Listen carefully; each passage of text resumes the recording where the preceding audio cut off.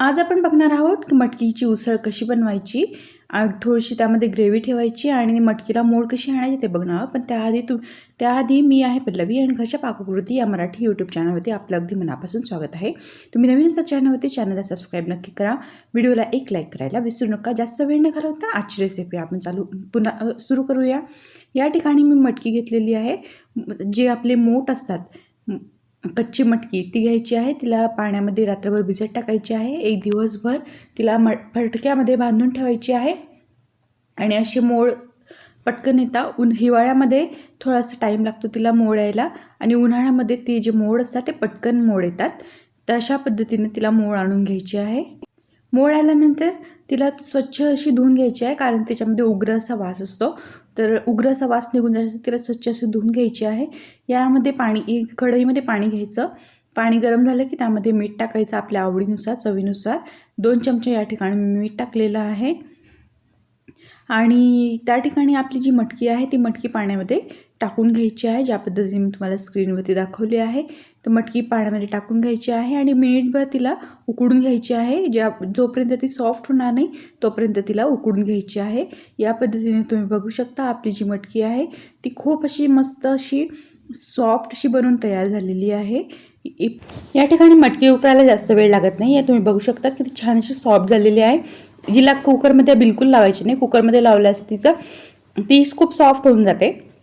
या ठिकाणी कढई घेतलेली आहे. कढईमध्ये ऑइल घ्यायचं आहे. ऑइल गरम झालं की त्यामध्ये मोहरी आणि जिरे टाकून द्यायचे. थोडासा कढीपत्ता टाकायचा. कढीपत्त्याने खूप छान अशी टेस्ट येते.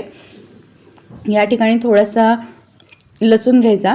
लसूणही फ्राय झाला, मिनिटभर फ्राय करायचा आणि छान फ्राय झाला की त्यामध्ये कांदा टाकून द्यायचा. जास्त फ्राय करायचा नाही तर टेस्ट अशी कडवट लागते. या ठिकाणी कांदा टाकून घ्यायचा आहे. कांदा पण छान असा फ्राय करून घ्यायचा आहे. कांदा फ्राय व्हायला जास्त फ्राय करायचं नाही तर खायला कडवट लागतं. थोडासा गुलाबी असा कलर आला की त्यामध्ये थोडासा हिंग टाकून घ्यायचा. हिंगने खूप अशी छान चव येते आणि सगळं एकत्र फ्राय करून घ्यायचं. आता या ठिकाणी मी टाकलेली आहे 1.5 चमचा चटणी. चटणीचं प्रमाण तुम्ही तुमच्या आवडीनुसार कमी जास्त करू शकता. धना पावडर 2 चमचे. थोडीशी हळद घ्यायची आहे, अर्धा चमचाभर. हे सगळे मसाले तेलामध्ये एकत्र करून घ्यायचे आहे आणि थोडा वेळ फ्राय करून घ्यायचे. या ठिकाणी मी काश्मीरी लाल मिरची असते पावडर ती घेतलेली आहे. त्याच्याने खूप छान असा कलर येतो आपल्या भाजीला.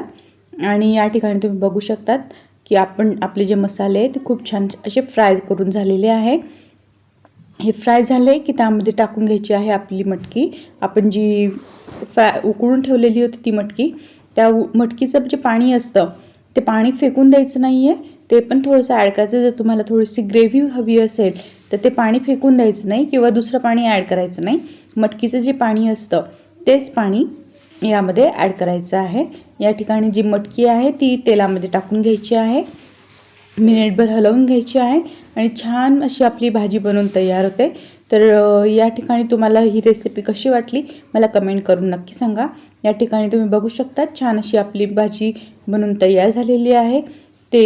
मला थोडीशी ग्रेव्ही हवी होती म्हणून मी थोडंसं त्यामध्ये पाणी टाकून घेतलेलं आहे. तर तुम्ही नवीन असा चॅनलवरती तर चॅनलला सबस्क्राईब नक्की करा. चॅनलला सबस्क्राईब करायला विसरू नका. मला मोटिवेट करा, मला सपोर्ट करा आणि एक लाईक व्हिडिओला नक्की करा. व्हिडिओला लाईक करायला विसरू नका. जास्तीत जास्त शेअर करा. शेअर करून तुम्हाला ही रेसिपी कशी वाटली, तुम्ही बनवली तर कशी बनली मला कमेंट करून नक्की सांगा. तुमच्या एका कमेंटने मला मोटिवेशन येतं, तुमच्या एका लाईकने मला मोटिवेशन येतं. म्हणून व्हिडिओला कमेंट करायला विसरू नका आणि लाईक करायला विसरू नका. पुन्हा भेटूया नवीन रेसिपीसोबत. तोपर्यंत बाय बाय.